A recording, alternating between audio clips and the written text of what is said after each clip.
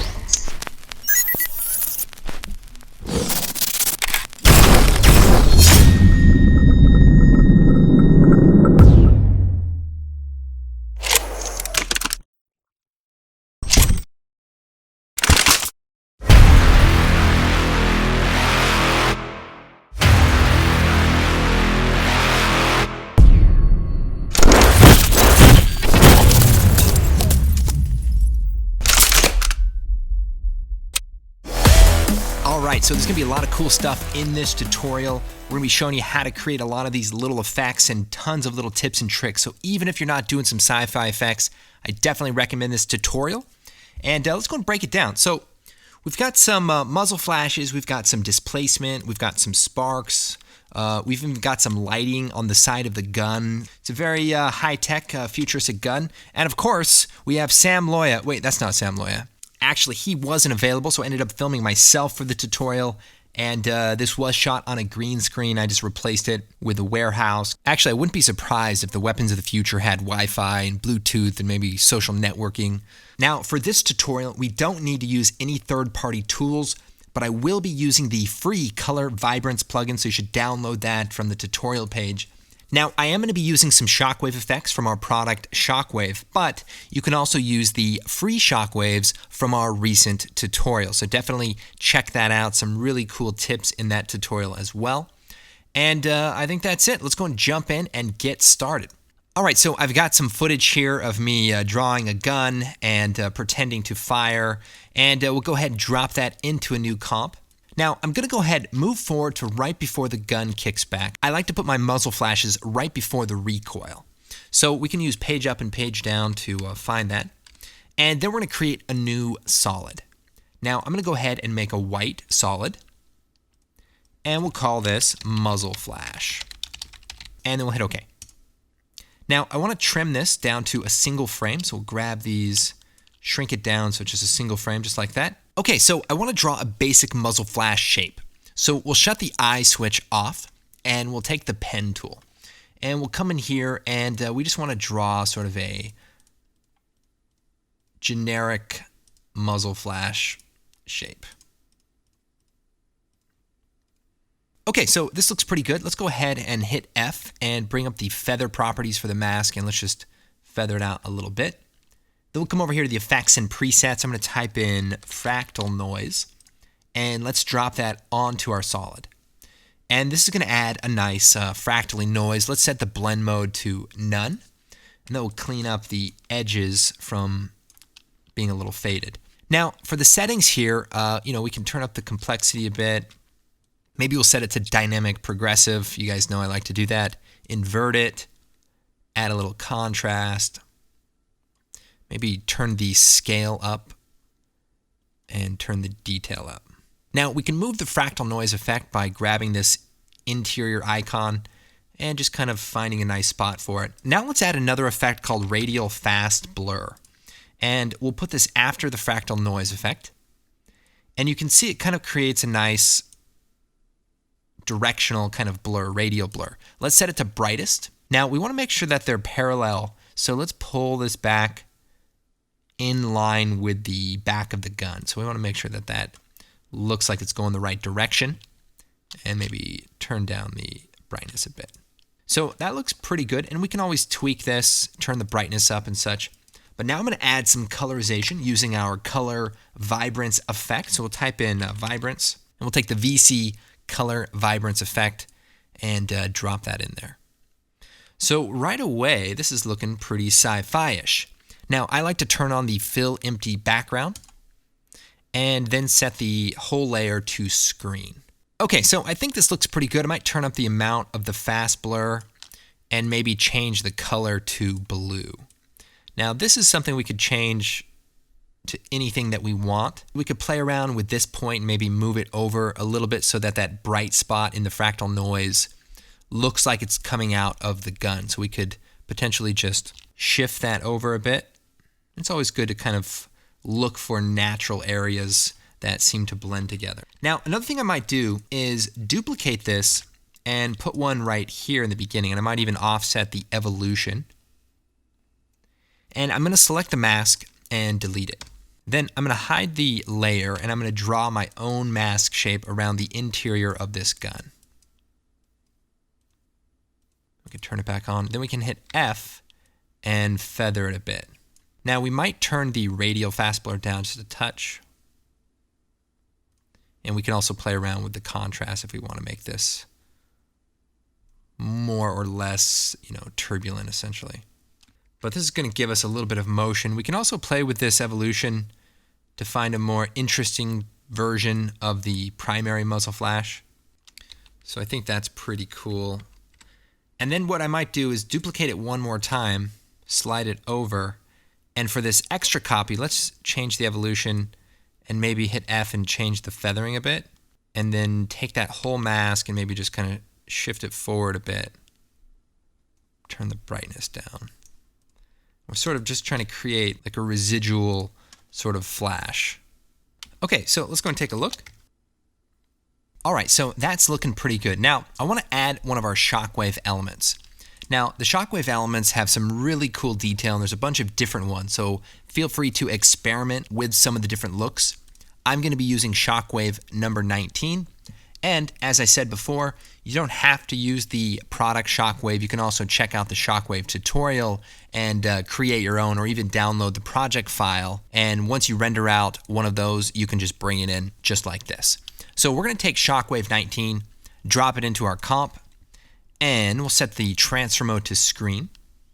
And we'll also take our vibrance effect, drop that onto our shockwave element. So we'll slide this over. Maybe I'll time remap this, so we'll choose right-click, time stretch. And we're going to set it to maybe 25, so it'll be a lot faster. And then we'll slide this over. And let's change the color to blue. Now, I want to make the middle a little less distinct, so let's take the ellipse tool and just draw a simple shape around the core, and then hit F, feather it, and then subtract it. Maybe we'll feather it a little bit more. So this is the basic idea. I might scale this up a touch. And already this is looking really good. So just going to move this into position. We can even turn it into a 3D layer. So if we toggle the switches, make it a 3D layer, and then rotate it a little bit so that it's kind of perpendicular with the gun. All right, so that looks pretty cool. Maybe I'll go into the VC color vibrance, bring the gamma down a bit, maybe turn the brightness up, try to make that a little punchier. All right, so we're using a single shockwave effect, but in order to customize these effects and create a bunch of different looks, I had to experiment with some different ways of using the shockwaves. So I came up with some cool techniques that might just blow your mind. So I'm going to take a quick sidetrack from our current tutorial, and I want to show you just some cool ways to customize some shockwave elements. So let me take one of the shockwaves, drop it into a new comp, and here we have just a cool element. Now what I'm going to do is speed it up by choosing time stretch and set it to 50. And that'll make it easier to see the effects of the next recipe. Okay, so we've got our shockwave element. Then I'm going to come over here and type in polar coordinates. Drop that on there and turn up the interpolation.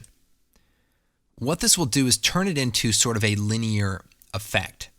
And then we can start adding some more effects. So let's come over here and add motion tile. And we'll throw that on here. And what this allows you to do is repeat the edges by tiling them. So if we set it to 50%, that'll create 2 repetitions of tile. But here's the cool thing. I can come over here, type in polar coordinates again, and reverse the linear effect. So let's set it to rectangle to polar and crank up the interpolation. So now we have a radial effect again. But the difference is we've added the motion tile. So here's 100%, and we have our single shockwave. But at 50%, we've repeated the edges, and we've also kind of added a little bit more detail. But the one problem here is that we toggle the switches. The effect is a little bit smaller, and that's because the polar coordinate effect sort of compresses the image. We can fix that with a transform. So let's type transform, throw that on after the motion tile, but before the second polar coordinate effect. And let's go to the transform and let's uncheck uniform scale, set the scale to 200. So that way we're bringing that scale back in. As we turn this on and off, we're going to have the same basic size, except now we're repeating the edges using the tile effect. So how cool is this that you can actually change the repetitions of a radial effect? Right now the shockwave explodes outwards, but what if I wanted the shockwave to explode inwards? How would I do that? Well, here's what we're going to do. Let's go to the transform and let's set the scale value to -200. Now we can look at this and we can kind of see that it's exploding inward. Maybe we'll set this to -100. And we can kind of see what that looks like. But we need the help of one more effect, and that's the offset effect. So we'll take the offset effect, put it before the transform, and we want to adjust the vertical position. So here's what we'll do. Move this down a bit. And we want to just move it down until our effect doesn't look so stretched out.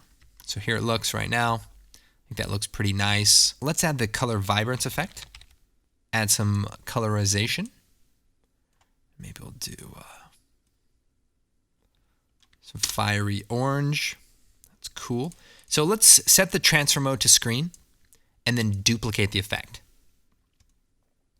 And then let's reverse it. So, well, we could just turn all the effects off except for the color vibrance. So now we can see we have our inverted shockwave along with our normal shockwave, and we created a really cool 2-tier effect. Now our radial shockwave might be a little bit big. We could probably either scale it down or shift the position using the offset, and then actually scale it down as well.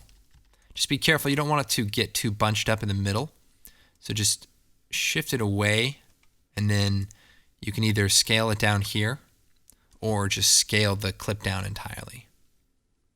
Now if the outer edge is a little bit too harsh, like it is here, we could do 2 things. We could do what we did earlier, which is just simply remove the effects and add a circular mask and subtract the core. And then when we turn the effects back on, you can see that this feathering will actually affect the entire clip. So maybe we'll hit MM, turn up the expansion, add the feathering back.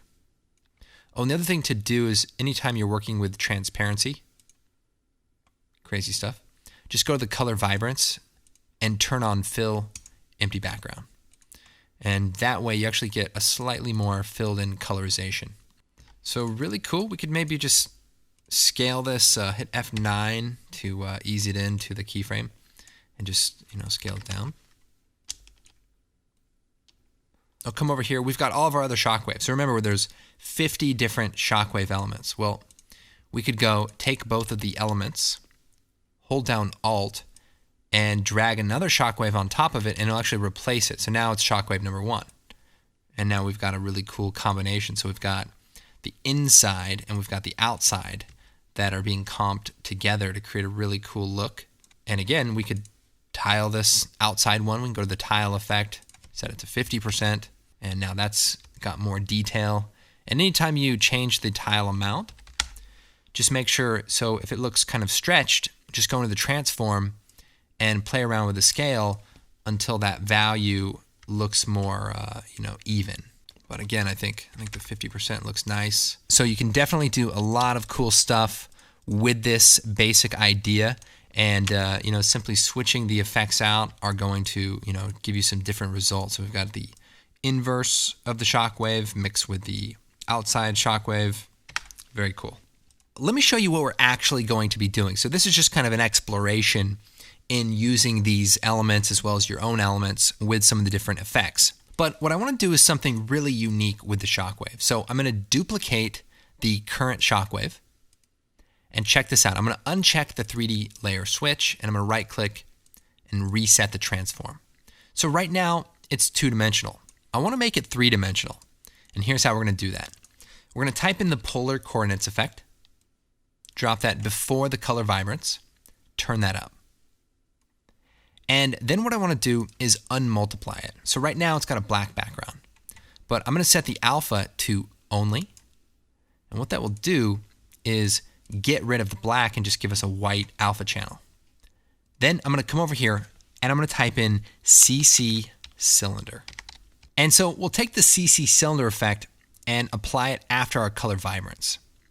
And now we have a 3D cylinder. We can actually create a camera and we can rotate around this and we actually have a 3D effect. So right away, we can do some fun stuff. So let's just delete the camera and use the transform inside of the rotation. So let's just rotate this -90 and maybe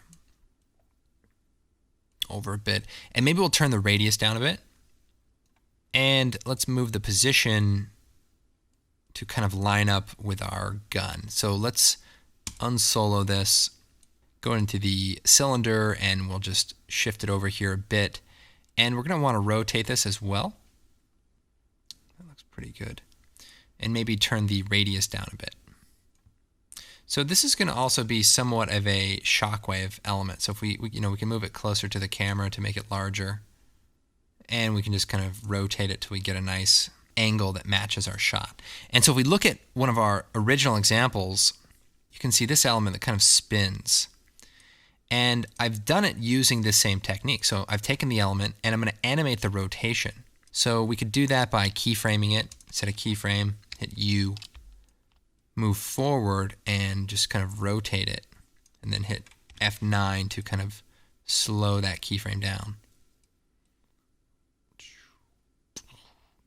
And you can see in this example, it starts out and it actually gets bigger. So we could do that just by keyframing the radius and turning it up a bit. And hit U, we could hit F9 and kind of slow that down a bit too. Now, let's colorize this. So we're going to leave this color vibrance effect here to unmultiply. So if I turn this off, what's going to happen is we're going to lose that backside effect. So let me see if I can find a way to show you this. Without this on, we're only seeing the front side of the cylinder. But if we turn this on, we can actually see the area underneath it. So you can kind of see how that looks. Now, one thing about the cylinder effect, it does have some shading. But let's set it to 100% ambient and 0% for all of the other values. And that way it's just pure white. So now if we come over here and type in vibrance again, let's throw that on here. And let's fill the empty pixels so that we don't lose any of our illumination. And let's set this to blue. Maybe turn the brightness up a bit.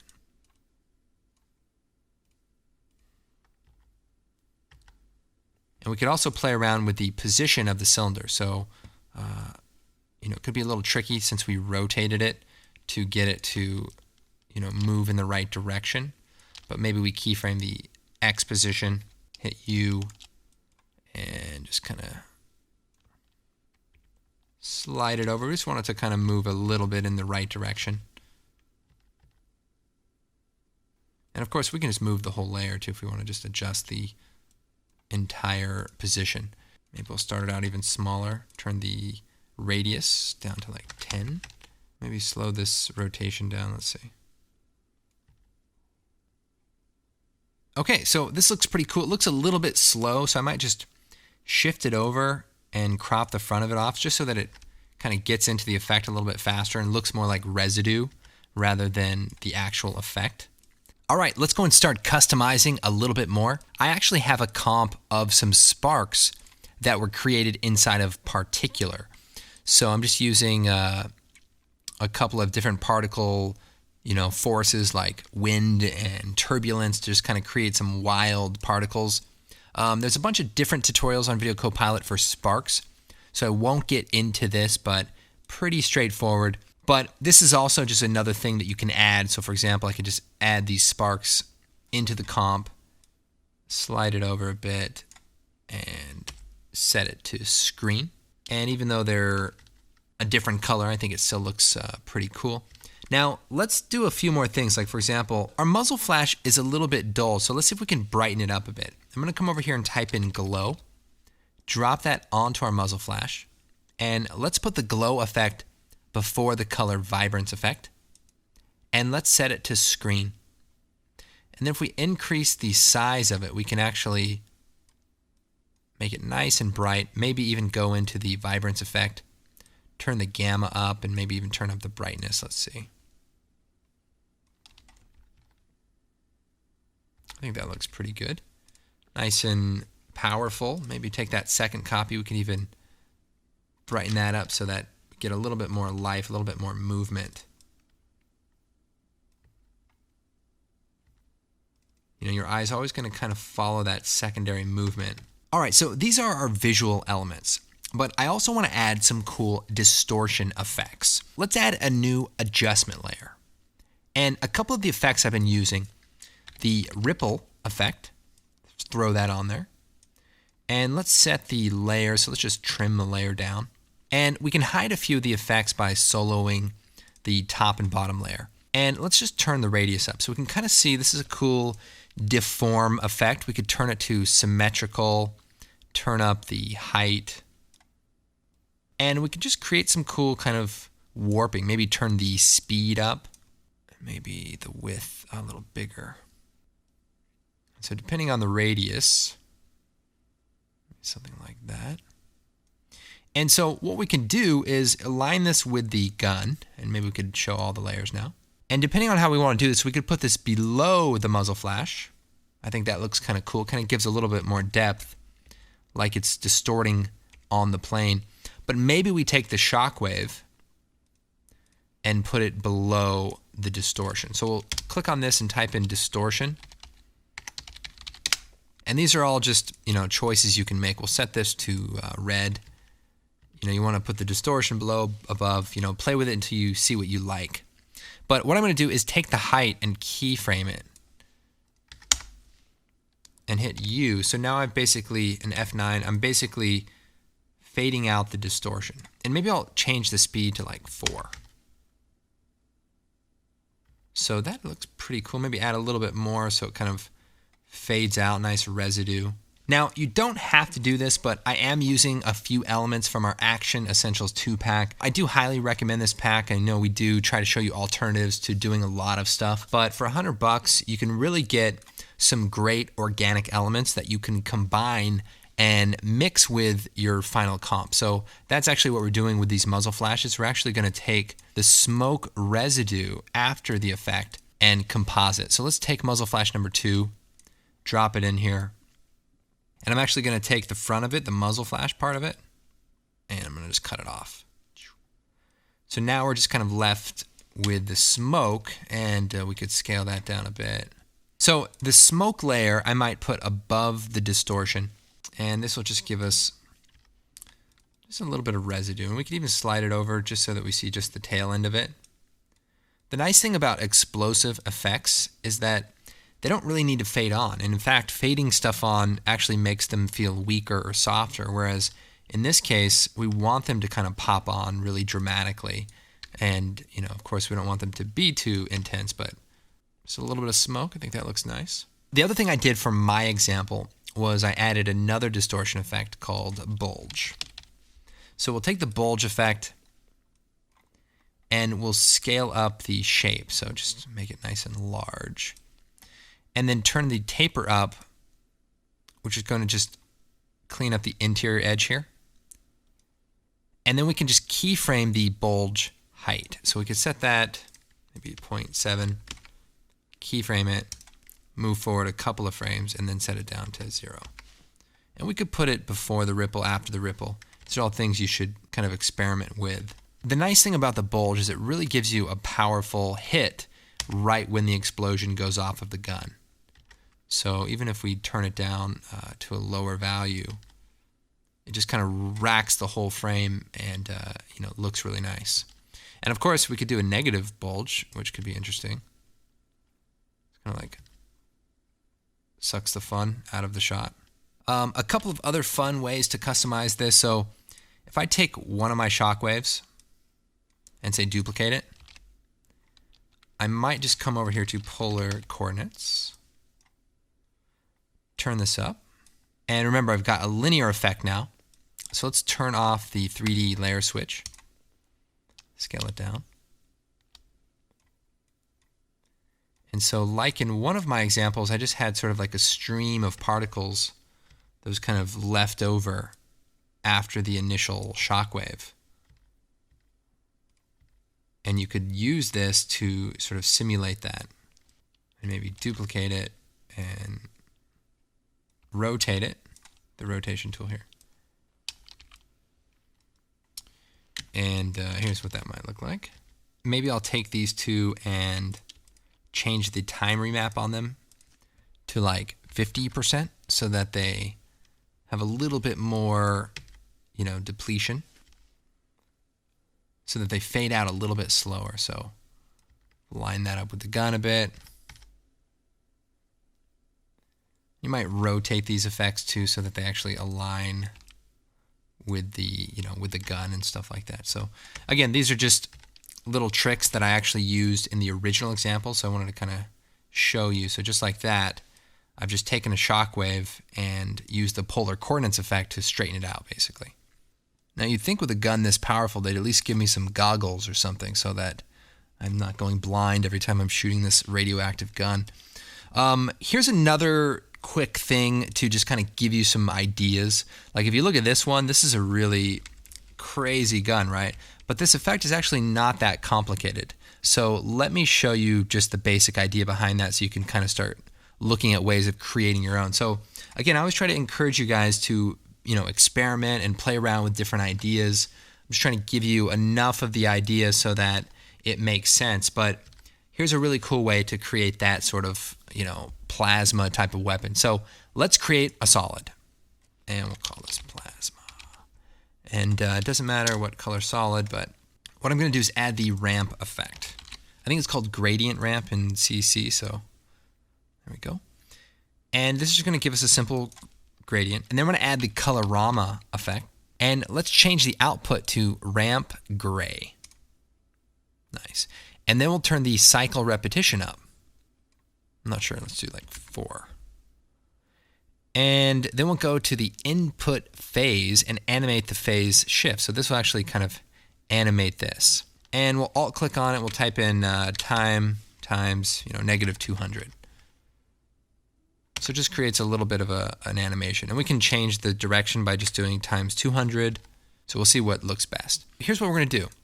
We're going to add a curves adjustment just to dim it out a bit. And then we're going to add the CC cylinder effect. So check this out. I'm going to rotate this. Is it negative 90? And then rotate on the X. Actually, maybe on the Y. We'll rotate it this way. Maybe we'll screen it back on top here. So now you see where this is going. So this is really, really cool. Now this plasma gun needs to go in the other direction, or it needs to go a little faster, right? It's a little slow. So let's hit U. Let's set the value to time times like 500.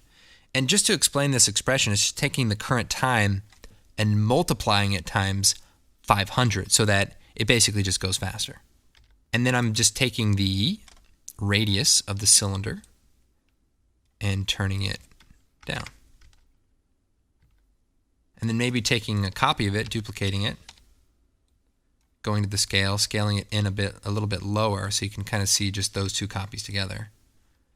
And what I could do is change the speed value, so do 3. So that way they're not at the same frequency. And just so you know, depending on what frequency you put this at, sometimes it can actually look like it's going backwards or it's going too slow. So you really just have to play around with the, it's only like 6 or 7 frames. So, all right, let's try 600. So that's cool. And we could even play around with the phase. So for example, we could go and change the output from 4 to 3. And then we'll make 3 copies. But how do we get it to look really cool and kind of warpy like we see in this example? Well, here's how we're going to do that. We'll take one of the copies and let's add the CC glass effect. Now, I'm sure the tutorial is getting a bit long, but I want to show you all the cool little details. So we'll take the CC glass effect, throw it on here. So if we change the bump map to none, it'll actually use the input source. So then what we can do is change the height to -50 and maybe soften it up a bit. Play around with the displacement here. Let's see. Something like that. It's kind of looking interesting. Undo that real quick. So again, this is just, experimentation. You just want to play around with these values and just kind of see what looks cool, what looks interesting. Here's the big thing that we have to do. So we've got the effect. We could, of course, add our vibrance effect. And we'll set the fill on and set it to blue. Copy that, paste it to the other copy. So we'll take these 2 copies and we'll pre-compose them. So we'll select them, hold down Shift, choose Layer, Pre-compose, which is just off the screen there. And we'll call this Plasma. And again, you can just duplicate more copies, do all sorts of stuff here. Let's set this back to screen. And then we're going to create a new adjustment layer. And we're going to add the glass effect again, CC glass. And for this effect, we're going to choose the plasma layer as our source. Then we're going to take the glass effect and put it all the way at the bottom so that it's only affecting the bottom layer. So now you can kind of see what the glass effect is doing. We're sort of displacing the background a little bit. So if we crank that up, maybe add some more blur, maybe add a little bit more height, negative or positive, whichever one looks cool. And we can actually start to see the background becoming displaced. So that's pretty cool. And then we could take the plasma here, maybe add some glow to it.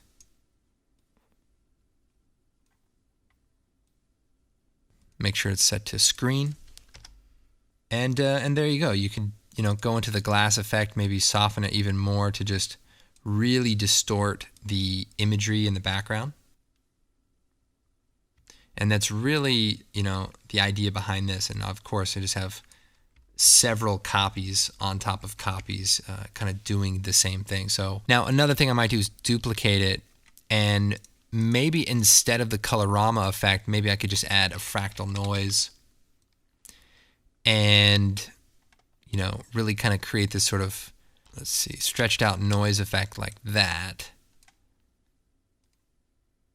And you can kind of see, let me put the curves after it, how some of those other effects came together as well in this example. So you just have like some stretched out fractal noise mixed in as well. You could just go turn the gamma down on some of these so that they're not so intense. And that'll just make the effect a little bit more subtle, a little bit more believable. And of course, on top of the entire effect, we could do that same thing. We could put that glass effect right on top, maybe before the glow, and set that to none, and just kind of set it to a negative value here. I mean, even that is kind of a wild looking effect that just doesn't look like anything that, is recognizable. It's just kind of a cool, abstract, high-tech looking effect. So who knows? Experimentation, that's the key. So let's take a look here. All right, so this is looking really good. The last thing we could do is maybe add a little bit of high-tech lighting to the side of the gun. What I might do is take my footage and track it in Mocha. So we could do animation, track in Mocha AE, and we'll hit OK. And the basic idea is to go forward right to where it's going to happen and we're going to draw some shapes. So I'm going to zoom in just a bit here, and we're going to draw a shape right around the side of the gun. And then we're going to track backward. So just kind of, we can do it by hand actually, because we're not going to, that's good. We actually don't need to track too much. I think that's probably enough. And so now we're going to export this. So let's go right to the frame right before it moves and choose Align Surface. Now, in the later versions of Mocha, you can right-click on the mask and choose Align to Surface, and that'll do the same thing. And then we could choose that shape and choose Export Tracking Data. And we're going to export this to corner pin and copy to clipboard. And then we jump back into the After Effects. I'm going to create a new solid, and we'll call this Lights. And we'll go forward to the beginning and choose Edit, Paste. There's only a few keyframes. So right here you can see nothing's moving, but up here everything is moving. So we could throw a grid effect before the corner pin, and we could see that. So maybe right here. And let's trim that Alt Begin bracket, or just trim it over forward. Right when he shoots, we're going to turn it off, and we'll get rid of the grid effect. So here's what we're going to do. We're going to hide this layer, select it, zoom in, and we want to put this down below, right above our gun. And then we'll take the pen tool, go to full res. We'll just draw some basic shapes in here. So we'll draw like some grooves. And then we could add a couple of horizontal lights. We could take that and duplicate it. Might even add a couple of circular ones right here on these cores. And we'll turn that effect back on. Now I can see it's a little bit offset, so if we move it over to the surface that we aligned it to, we can actually tweak these and just move them over just to line up a little bit better.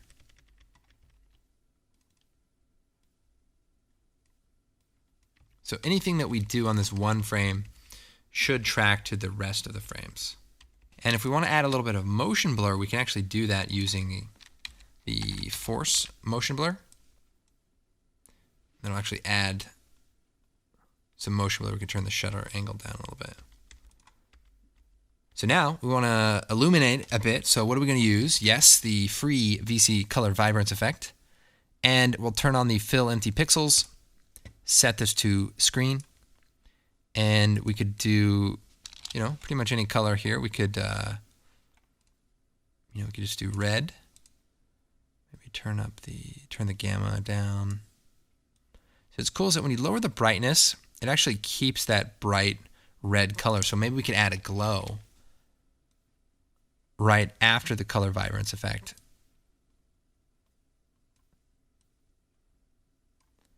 And you can just see how that looks very natural the way that it's blending. One of the things you might notice in the original examples is just as the gun fires, the light, it lights up. And then right when it fires, it turns off. And that does that to conserve energy. But also, I didn't want to have to track the gun after it shoots because it's moving around a lot. So I just made that up so that I wouldn't have to do the work. And that's the truth. So I can actually just kind of shut this effect off right when the muzzle flashes start firing. And no one's the wiser. So that's basically the way we can do the effect. Now, if we want to animate these on, we could turn the motion blur off for just a second. And, we could do it a couple of different ways. We could add some masks and maybe subtract them. And just do a quick keyframe of the path. Slide it, let's see. So here we just have them sort of turning on. Let's reverse the order here. So we'll just slide that one there and slide it back. And let's take a look. Sweet. Very, very cool. So this is really all there is to it. I know there's a lot of various steps, but I didn't want to leave anything out. Hopefully you guys can pick and choose the things you like the best, customize it with your own effects, come up with some really cool looks, and then make your next sci-fi movie. So anyway, thank you guys for watching. Of course, we used our new Motion Pulse sound effects collection. to create all the different sci-fi effects. So if you're looking to add some sound effects, definitely check out Motion Pulse. My name is Andrew Kramer. Thank you guys so much for watching, and we will see you next time.